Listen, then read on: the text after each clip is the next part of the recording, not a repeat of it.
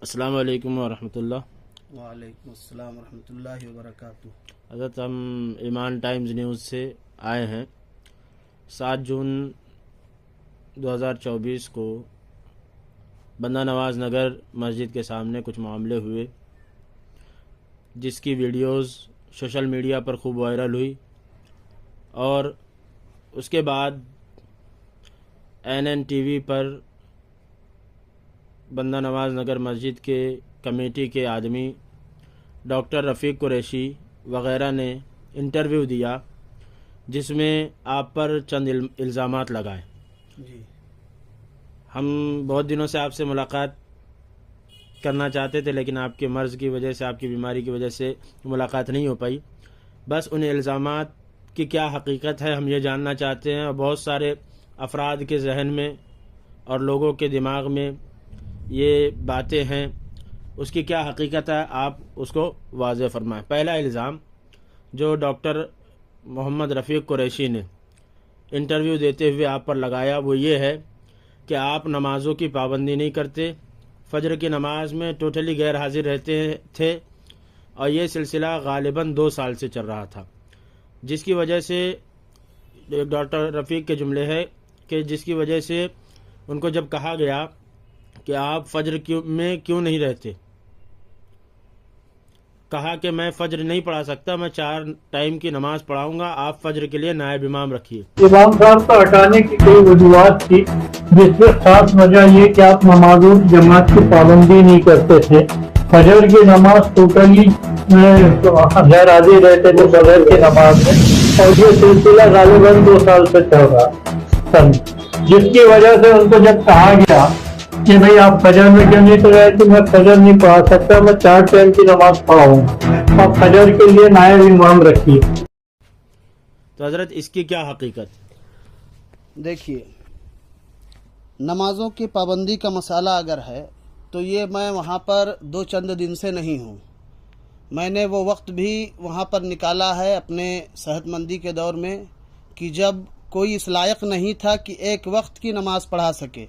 हमारे पहले मुअज्जिन साहब जनाब हाजी मोहम्मद साहब, जिनका इंतकाल हो गया, अल्लाह उनकी मग़फ़िरत फ़रमाए, उनकी मौजूदगी में गालिबन मैंने 8 साल तक के इमामत की है। उस दरमियान फ़जर महीनों एक वक्त का नागा नहीं होता था, और होता भी था अगर मैं कहीं जाता था तो किसी को मुझे भेजना पड़ता था। तो नमाज़ों के पाबंदी के सिलसिले में मैं अपने मुंह से क्या बात कहूँ, वहाँ के लोग ख़ुद जानते हैं, अच्छे तौर पर जानते हैं। हाँ, पिछले कुछ वक्त से कुछ चीज़ें हुई हैं, चूँकि इंसान हूँ, आज़ारी बीमारी सभी को लाहिक है।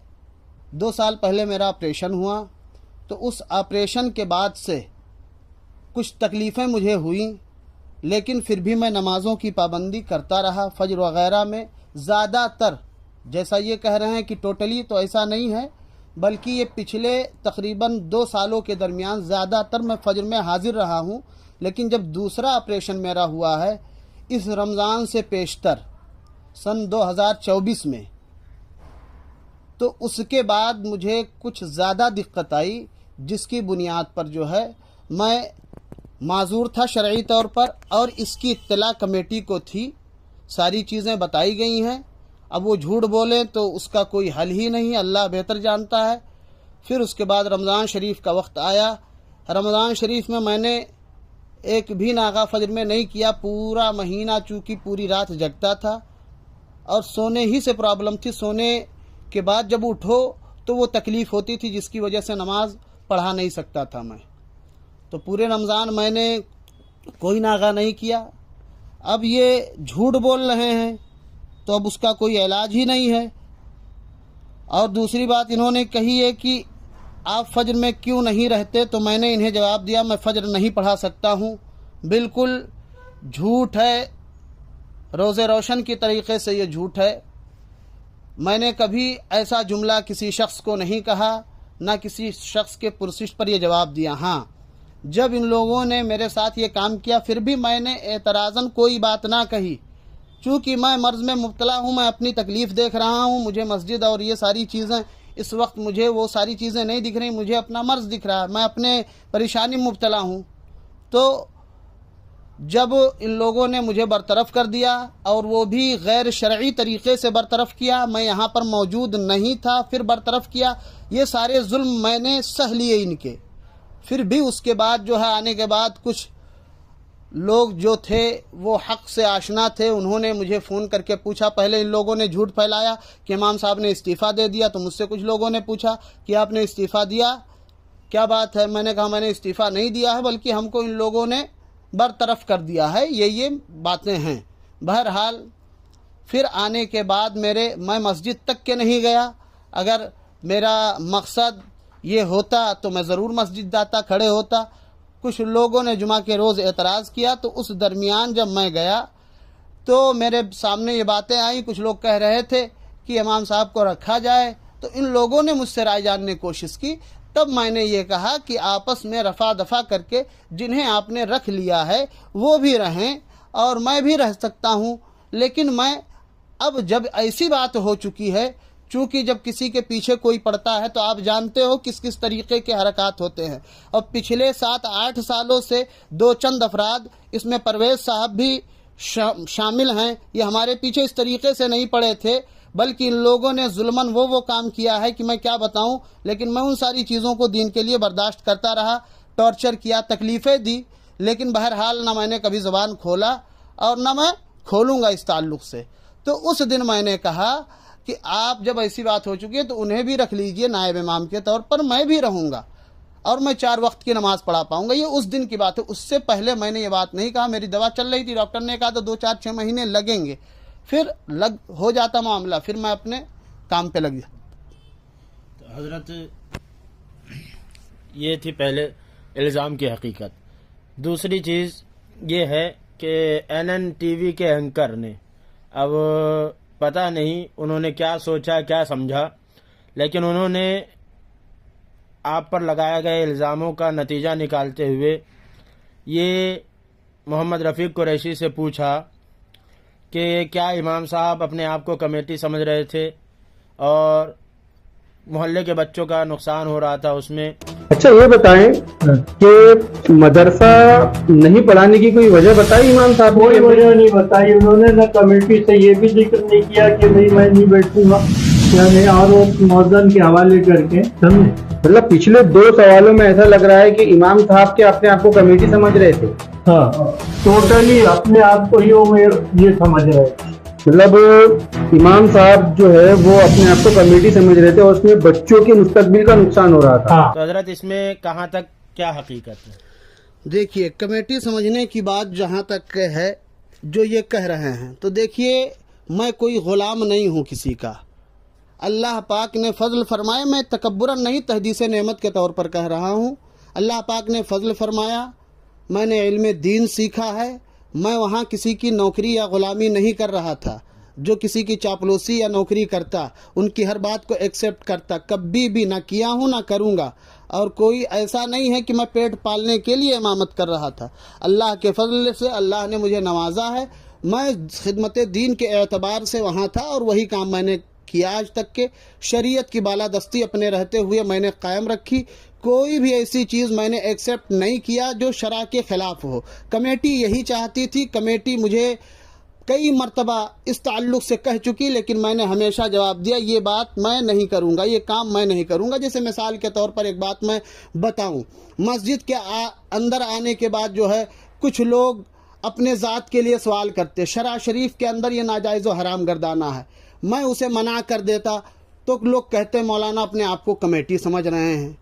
इसी तरीक़े से जो है किसी की मैयत पर जो है मस्जिद से ऐलान हो जाना, अब वो मरने वाला कहीं भी नमाज़ पढ़ता था, देवबंदियों के यहाँ नमाज़ पढ़ता था या राफ़ज़ियों के यहाँ पढ़ता था या कैसा था, कोई वो नहीं, सबका ऐलान हो, तो मैं इसे मना करता था कि शरा शरीफ के अंदर इसकी इजाज़त नहीं है। वो तो गैर हैं, अपनों की भी इजाज़त नहीं है, लेकिन फ़ुक़हा ने कुछ शर्तों के साथ इजाज़त दी है।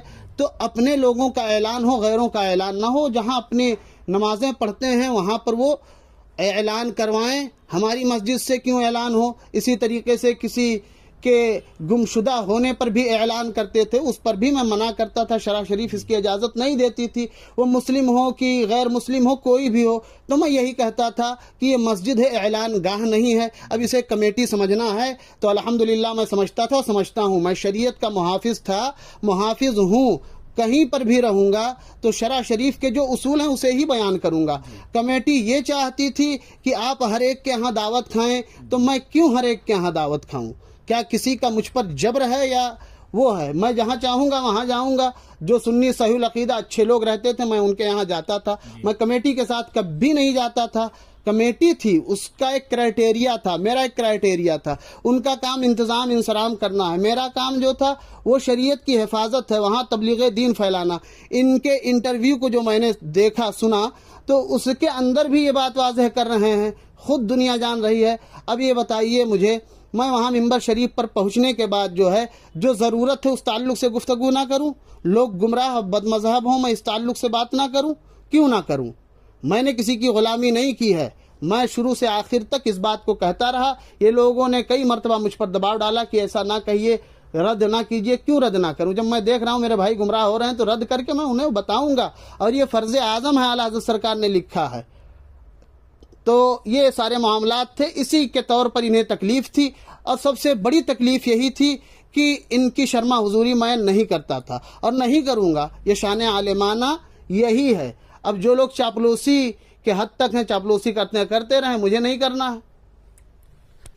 जैसे अभी आपने कहा कि आप अपनी तकारीर में आवाम को जो है गुमराही के दलदल से बचाते थे, तो एक इल्ज़ाम जो है उस इंटरव्यू में ये भी लगाया गया कि आप आवाम की इस्लाह करने के बजाय, जबकि हमने आवाम से भी पूछताछ की, मालूमात हासिल की, तो लोगों ने बताया कि आप जो है हमेशा रद्द नहीं करते थे। कई दफ़ा ऐसा भी था कि आप जुमा की तकरीरों में कौम की इस्लाह करते थे, कभी जो है मसाइल दीनिया, कभी तारीख़ इस्लाम और कभी जो है दूसरे जो करंट टॉपिक्स थे उस पर बात करते थे। लेकिन उन लोगों ने आप पर इल्ज़ाम लगाया कि सिर्फ आप इश्तिआल अंगेज़ी वाली तकरीर करते थे और कौम की इस्लाह नहीं करते थे, कौम के लोग जो है बहक रहे थे और कौम के लोग बिगड़ रहे थे। तो इसकी क्या हकीकत है? ऐसा कुछ नहीं है।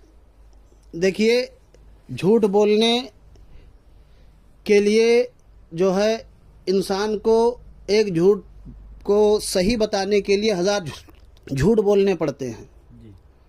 सिर्फ बंदा नवाज नगर ही नहीं बल्कि पूरे शहर नागपुर वाले मुझे जानते हैं और मेरी पहचान ही इस्लाह के तौर पर है। लोग जानते हैं और कहते हैं कि हालाते हाजरा इख्तज़ाए हाल के मुताबिक अगर कोई बयान करता है तो बहुत सारे लोग हैं, उसमें से एक नाम मेरा भी है। सिर्फ बंदे नवाज नगर नहीं, आप दूसरी जगहों पर जाकर के पूछ लीजिए।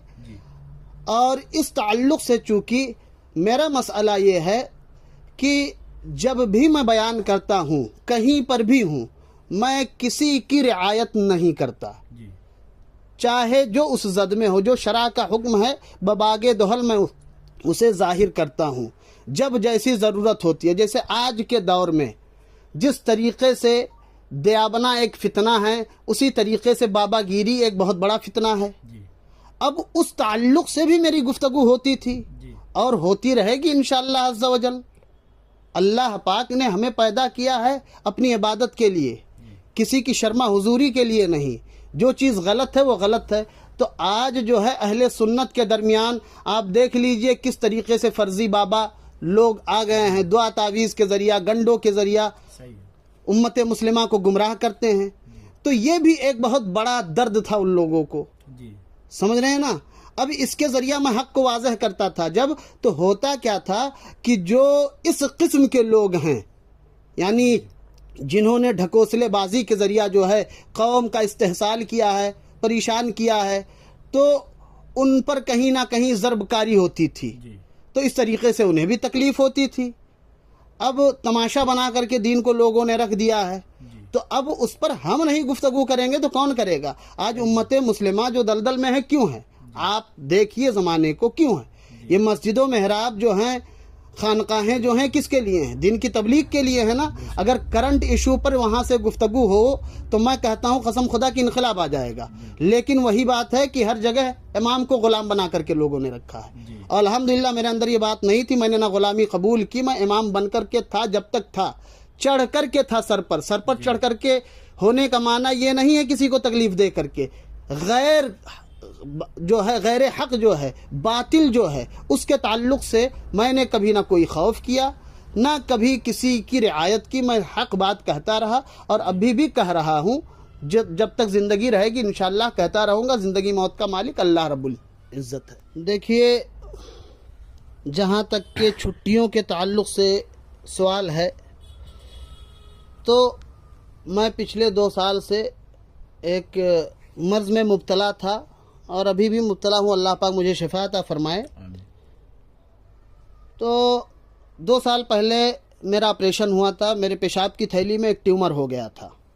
उसका ऑपरेशन हुआ, वो भी बहुत अच्छे तौर पर मैंने उसे इलाज कराया। चूँकि अल्लाह पाक, उसके प्यारे हबीब सल्लल्लाहु अलैहि वसल्लम का फरमान है कि इसके ताल्लुक़ से कोताही नहीं करनी चाहिए। तो जो सेहत की हिफाजत थी, मैंने उस ताल्लुक़ से जो बेस्ट था मैंने उसे किया।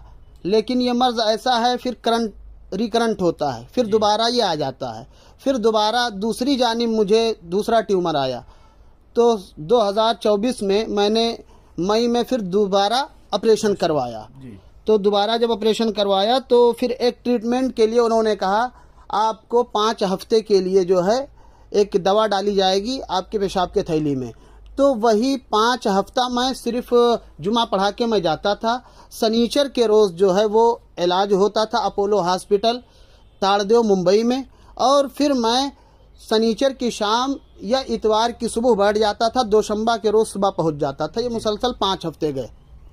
उसके अलावा जो है महीने में 15 दिन की कोई छुट्टी ऐसी नहीं है। अगर है तो आप साबित कर दीजिए, और सबसे बड़ा सबूत मैं दूंगा, CCTV कैमरा लगा हुआ है मस्जिद के अंदर, आप निकाल करके दिखा दीजिए कि 15 दिन मैं नहीं आया हूँ हर महीने, अगर आप सच्चे हैं तो। लिहाजा ये सारे मामलात जो है ये प्रोपेगंडे पर मबनी हैं, झूठ पर मबनी हैं।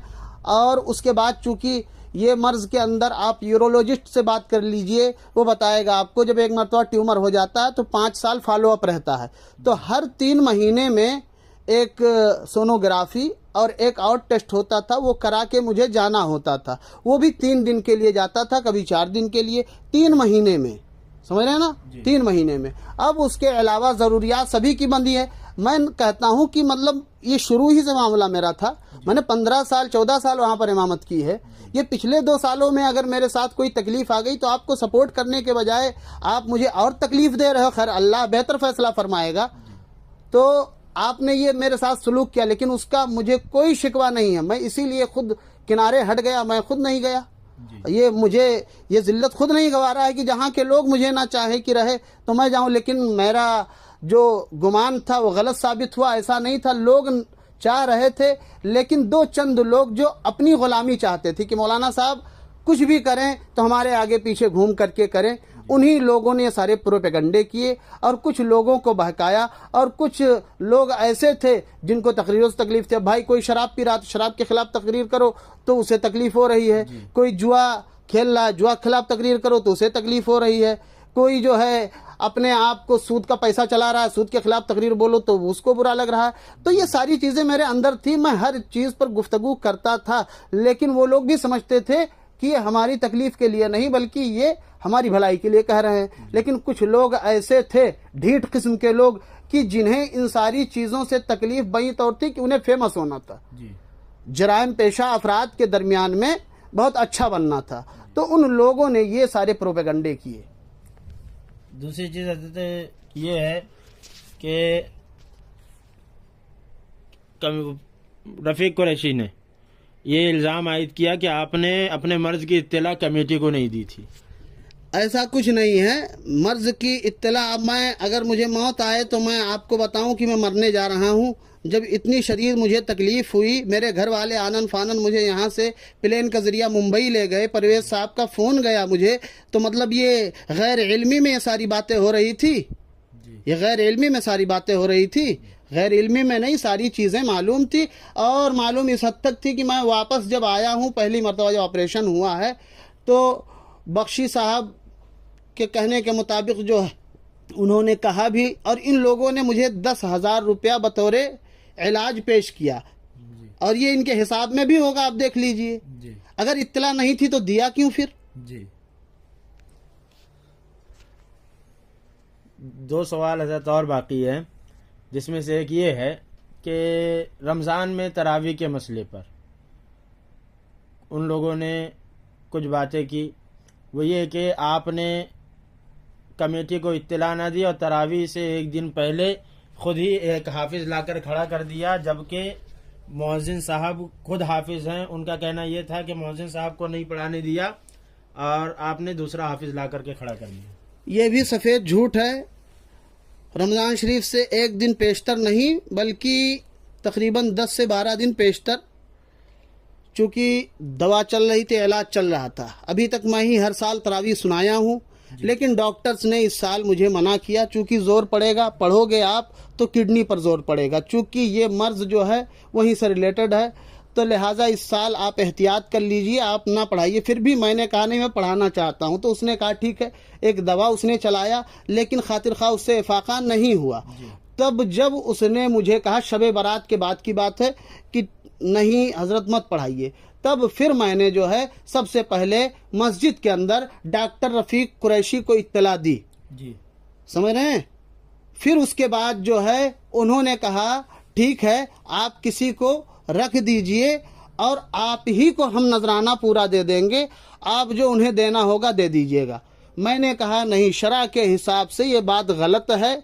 मुझे कोई ख्वाहिश नहीं है जिसे मैं रखूँगा, या जिसे आप कह रहे हैं तब मैं जिसे रखूँगा उसे जो देना होगा आप दे दीजिएगा, मैं नहीं दूंगा अपने तौर से, न मुझे ख्वाहिश है पैसों की। फिर उसके बाद जो है रमज़ान शरीफ से तकरीबन 1 हफ्ता पेशतर मैंने उन्हें ला करके एक नमाज में खड़ा किया और बताया कि ये साहब हैं, और फिर सारी चीज़ें, चूँकि लोग गलत फहमी में ना मुब्तला हों, तो मैंने ये वजाहत भी कि भाई मेरे साथ ये तकलीफ़ है जिसकी वजह से इस साल मैं नहीं सुना पा रहा हूँ। बहरहाल अगर आपको एतराज़ था तो 7 दिन मौजूद थे जी। इस जब मैंने कहा तो पूरी कौम के सामने कहा, लेकिन इसमें भी झूठ बोला जा रहा। हाँ, सैयद परवेज साहब को एक तकलीफ थी, आपने हमें क्यों नहीं कहा? तो सैयद साहब क़िबला, आप सोचिए, आप यहाँ पर नहीं रहते हैं नमाजों में, मैं बार बार आपके घर का चक्कर लगाऊं, आपको फ़ोन करूं, क्यों करूं भाई? सही है। क्या जुर्म है मेरा? मैं आलिम बन गया, ये मेरा जुर्म है क्या कि मैं हर चीज़ में आपको फ़ोन करूं? आप अगर मस्जिद में रहते होते तो आप ही को मैं कहता, आप जब नहीं रह रहे हो, जो नायब था उसे मैं कहता था। बहरहाल अगर ये लोग अपने दावे में सच्चे थे तो इन्हें बताना था, तो इन्होंने खुद नहीं परवेज़ को बताया, तो मुझसे काहे के लिए पुरशिश है? इससे पहले भी छुट्टी का मसला था, वो कह रहे थे कि आकर के मुझे दें जी। तो मैं ले जाकर देता था जी। परवेज़ साहब को, लेकिन फिर इन्हीं के लोग कहते थे हमें भी बताएं। मतलब ये है कि मैं आलिम बन गया तो हर एक बंदे के पीछे घूमूं, हर एक बंदे को जाके बताऊं मैं यहाँ जा रहा हूँ, मैं यहाँ जा रहा हूँ। अरे एक को बता दिया, आप सबको बात कर लीजिए। तो वहाँ पर मसला ये था, हर एक अपने आप में डिक्टेटर है जी। हर एक अपने आप को सदर समझता है। तो ये क्या मसला है? एक को बता दिया, आपको सबको बताना था। वही एजाज भाई ने कहा कि आप किसी को मत बताइए, मुझे बता के चले जाइए। तो ये सारे मसले थे, ऐसा कुछ नहीं है। हाँ, मौज़न साहब को पढ़ाने नहीं दिया तो मौज़न साहब भी मौजूद हैं, वो हमारे बच्चे ही हमारे यहाँ ही पढ़े हैं, उनसे खुद पूछ लीजिए कि वो बेचारे पढ़ा पाएंगे क्या। अगर पढ़ा पाएंगे तो इस साल उनसे पढ़वा लीजिए, अगर आप सच्चे हैं। अभी पूरा साल पढ़ा हुआ है, आज ही उन्हें इत्तला दे दीजिए। वो बेचारे खुद नहीं पढ़ाएंगे, इसलिए कि याददाश्त उतनी नहीं। हम जानते हैं ना बच्चों को, हम पढ़ाते जिन अपने बच्चों को हम नहीं जानते हैं। और आज भी उनसे आप पूछ लीजिए जा करके, अगर वो सच्चे हैं तो। उन पर भी ये इल्ज़ाम लगा रहे हैं कि उन्हें सुनाने नहीं दिया। बहरहाल अब झूठ ही बोलना है तो आप बोलते रहिए, मुझे इससे कोई फ़र्क नहीं, और ये बातें भी मैं नहीं करता, लेकिन मजबूरन मैं कर रहा हूँ कि क्या है, कुछ ना कहने से भी छिन जाता है एजाज़ सुखन, जुल्म सहने से भी जालिम की मदद होती है। मसला ये है कि ये जुल्म करते जा रहे हैं, पहले जुल्म मैंने बर्दाश्त कर लिया तो अब भी जुल्म पर जुल्म करते जा रहे हैं। एक बात और है हज़रत, कि ये जो आपसे मोहब्बत करने वाले बच्चे थे तो उनके ताल्लुक़ से ये बात फैलाई गई कि आप किसी को रख करके जाते थे, तो ये लोग जो है उनके पीछे नमाज नहीं पढ़ते थे या मौज़िन साहब के पीछे नमाज नहीं पढ़ते थे, और अपनी नमाज ऐन जमात के टाइम जब मौज़िन साहब या आप किसी को रख कर जाते थे, वो बंदा नमाज पढ़ाता था, तो ऐन उसकी नमाज के चलते वो लोग पीछे अपनी जमात बनाकर नमाज पढ़ते थे। इसका क्या मामला? नहीं, ऐसा कुछ नहीं है। मेरे इल्म में ऐसी कोई बात नहीं है कि नमाज के वक्त में कोई जमात बनाई गई हो जी। और रहा सवाल नमाज ना पढ़ने का, तो ये मेरी जिम्मेदारी नहीं है कौन पढ़ रहा है कौन नहीं पढ़ रहा है। फिर आज मैं कह रहा हूँ, मेरे ही पीछे अगर कोई ना पढ़ रहा हो तो मैं उससे झगड़ा जाऊंगा करने? मैं वहाँ इमामत कर रहा था। हर एक की गलती पर उसको पर्सनल पकड़ के झगड़ा करना ये मेरा काम नहीं। मैंने कभी ये काम नहीं किया। जो चीज़ थी इज्तिमाई तौर पर मैंने मिंबर शरीफ के ज़रिया उसे वाज़ह कर दिया। और रहा मसला जो है नमाज पढ़ने, और उनको एक बात और भी आई थी कि मौज़न साहब को क्यों नहीं लगा के गए, तो मौज़न साहब ही को मैं लगा के हमेशा जाता था। लेकिन यही कमेटी के लोग, मेरे पास वो रुक्का भी मौजूद है, उसमें लिख करके दिया कि अब जब आप जाएंगे तो किसी को लगा के जाएंगे, वरना पहले मैं जब जाता था ये नए मौज़न साहब जो हैं मैं इन्हीं को लगा के जाता था। तो इन्हीं लोगों के कहने पर मैंने दूसरे को फिर लगाया है। मतलब ये है, फिर वही बात मैं कह रहा हूँ कि मैं आलिम दीन बन गया तो मेरा ये जुर्म हो गया क्या कि आप जिस तरीके से चाहोगे जहाँ चाहोगे। अब चूंकि हम कीचड़ से बचे तो कीचड़ ये समझ रहा है कि हमको डर रहे हैं। अरे हम शान आलिमाना के तहत काम कर रहे हैं। जिस नहज पर आप लोग हो, अगर उस नहज पर उतरेंगे तो फिर मसला क्या, फ़र्क क्या रहेगा हम में और आप में? तो ऐसा कोई मसला नहीं है, प्रोपेगेंडा है, झूठ बात है। अब हज़रत आखिरी बात वो ये है कि 7 जून को जुमा के दिन नमाज जुमा के बाद जो मामला मस्जिद के सामने पेश आया, उसका सबब, उसका जो रीज़न बताया गया वो ये है कि इमाम साहब के हामियों की तरफ से एक तहरीर चलाई गई जिसमें ये लिखा गया कि मस्जिद को वहाबियों के हाथ में देने की साजिश चल रही है, और उसमें आतंकवादी जैसे अल्फाज इस्तेमाल किए गए। अब ये कितनी हकीकत है ये तो पता नहीं, या किसी ने नादानी में चला दिया या कुछ लोगों ने, मुखालिफों ने अपनी तरफ से इसको चला दिया हो। सारी चीज़ों के इम्कानात है। लेकिन हज़रत उसके बाद फिर मस्जिद के सदर प्रॉपर्टी डीलर परवेज़ रज़वी साहब, उन्होंने एक बात कही महा न्यूज़ 7 को इंटरव्यू देते हुए कि जब इमाम को सही तरीके से बर्खास्त कर दिया गया था, उसके बावजूद इमाम ने ऐसी हरकत करवाई, तो इस इल्ज़ाम की क्या हकीकत है? क्या आप उसमें मुलव्विस है? रूल्स के हिसाब से ही हमने उनको हटाया। हमारे बैलेज में हटाने का पावर है। उनकी गलतियां थी, उन्होंने गलतियां तस्लीम भी की है मस्जिद में आकर कि मैं कैसी ऐसी प्रॉब्लम है, ये है। उस पे लोगों ने 100 सवाल करना मेरे से चालू कर दिए कि हमारी नमाज हुई क्या नहीं हुई। इससे पहले तो उनको हट जाना चाहिए था, वो ना हटे। उनकी मतलब दादागिरी बोलो, जो भी बोलो, ऐसा जारी रखे उन्होंने। उनको कमेटी ने बड़े अच्छे ढंग से हटाए, उसके बावजूद उन्होंने ये हरकत करवाई। देखिए, जिस वक्त ये सारे मामलात हुए, मैं फिर इलाज के सिलसिले में मुंबई ही था जी। टिकट्स वगैरह सारी चीज़ें मेरे पास मौजूद हैं। मैं बता रहा हूँ, मैं खुद मरीज़ आदमी हूँ, परेशान हाल हूँ। मैं यहाँ से वहाँ अपने मर्ज़ के इलाज के सिलसिले में दौड़ रहा हूँ। इन लोगों को ये पड़ी हुई है। आप ये बताइए कि आप किसी मर्ज़ में मुब्तला हों तो आप उसको अहमियत देंगे कि इन सारी चीज़ों को अहमियत देंगे? अगर मैं अहमियत देता तो रोज़े अव्वल जो ये आप कह रहे हैं ना कि हमने तरीके से हटाया, तरीके से नहीं हटाया। आपने अपनी जो है मनमानी करते हुए जबर और जुल्म के ज़रिया मुझे हटाया। और ये बात मैंने आपसे उस दिन भी कही थी, मेरे मुखातब सैयद साहब हैं, उस दिन भी मैंने कही थी कि जबरन और जुल्मन मुझे हटा रहे हैं। मैंने कहा था शरीयत की बालादस्ती कायम नहीं कर रहे हैं। शरीयत की बालादस्ती अगर कायम होती, शरअ के मुताबिक फ़ैसले होते, शरअ के मुताबिक मामलात होते। यहाँ तो आप 20-21 लोगों से हाथ उठवा के फैसले कर रहे थे। तो 20-21 लोगों का मैं इमाम नहीं था, पूरे मोहल्ले का इमाम था। अगर आप अपने मामले में सच्चे थे तो आप आके जुमा में हाथ उठवाते, लेकिन वहाँ 20-21 लोगों के ज़रिया हाथ उठवा के, वो भी अपने मुआफिक के लोगों को, और उसमें भी कुछ लोगों का ये कहना है कि साहब हमें ये बताया नहीं गया था, वहाँ जाकर के नादानी में हमसे ये कराएगा। बहुत सारे लोग होते हैं, गरीब होते हैं बेचारे, वो सामने वाले को देख के काम करते, कैसा कर रहा है, उनको रहना उन्हीं के दरमियान। बहुत सारे लोग होते हैं दिल से जो है ये चीज़ नहीं चाहते, लेकिन मजबूरन उन्हें ये सारी चीज़ें सहनी पड़ती हैं। तो कोई तरीके से मुझे बर्खास्त नहीं किया गया, लेकिन फिर भी मुझे इस ताल्लुक़ से कोई ऑब्जेक्शन या शिकवा नहीं है।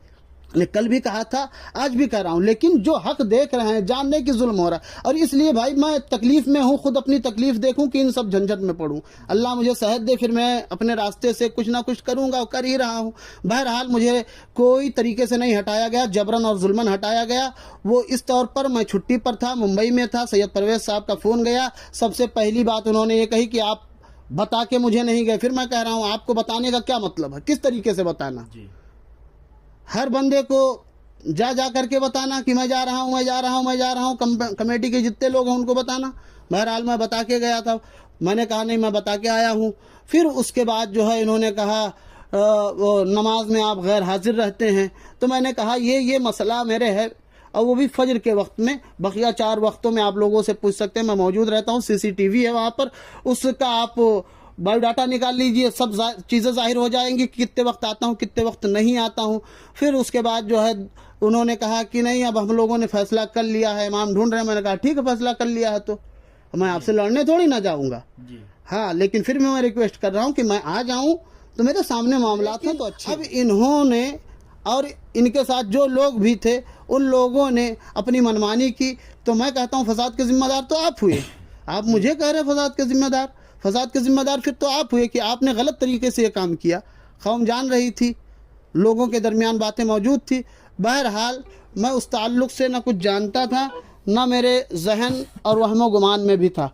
और भी बहुत सारी चीज़ें हैं, कुछ धमकी भरे खतूत भी मैंने देखे, लेकिन बहरहाल वक्त आने पर मैं उन चीज़ों को जाहिर कर दूंगा। लेकिन अभी भी मैं कुछ नहीं, मैं सिर्फ दिफाअन बातें कह रहा हूँ, और सारी चीज़ें जब आएंगी तो पूरी सच्चाई सामने आएगी। फिर भी अगर आप लोग सच्चे हो, आज भी मैं कह रहा हूँ, ये झूठ फसाद जो आप फैला रहे हो, 4 लोगों को बिठाओ, मैं भी बैठता हूँ, शरा शरीफ के मुताबिक आप फैसला कराओ, फिर उसके बाद बातें समझ में आ जाएंगी। लेकिन मैं ये कह रहा हूँ आप लोग करोगे नहीं, दिफान मैं कह रहा हूँ। न तुम सदमे हमें देते, न हम फरियाद यूँ करते, न खुलते राज़े सरबस्ता, न ये रुसवाइयाँ होती। बहुत सारी चीज़ हैं, इनके जुल्म की दास्तानें भी हैं, लेकिन मैंने ना कभी किसी से कहा। मैं अपने रब की बारगाह में हमेशा रोता रहा, उसकी बारगाह में कहता रहा, और मुझे किसी से कोई सरोकार नहीं है, ना किसी से कोई शिकवा है, ना किसी से शिकायत है। मैं अपनी ज़िंदगी जी रहा हूँ, अपने आमाल की सज़ा कह लीजिए, या कह लीजिए कि अल्लाह रब्बुल इज़्ज़त जिस हाल में रखे उसका शुक्र है। उसने पैदा किया है, उसी ने ज़िंदगी दी है, वही मौत देगा। वो जिस हाल में रखे उसमें जिसमें वो राज़ी, उसमें मैं भी राज़ी हूँ। अल्लाह पाक का मैं शुक्र अदा करते हुए अपनी ज़िंदगी गुजार रहा हूँ, जी रहा हूँ। बहरहाल झूठ और फसाद ना करें आप लोग। जो चीज़ सच्चाई है, रियलिटी, वो बोल दीजिए। सच्ची चीज़ यही है कि हक़ बात करने वाला आपको नहीं चाहिए, आपको चापलूसी करने वाला चाहिए। आपको वो बंदा चाहिए जो आप जिधर कहें उधर जाए, जैसा आप चाहें वैसा रहे। यानी दूसरे लफ्ज़ों में आपको ग़ुलाम चाहिए, इमाम नहीं चाहिए। तो मैं ग़ुलामी नहीं कर सकता। अस्सलामु अलैकुम रहमतुल्लाह। शुक्रिया।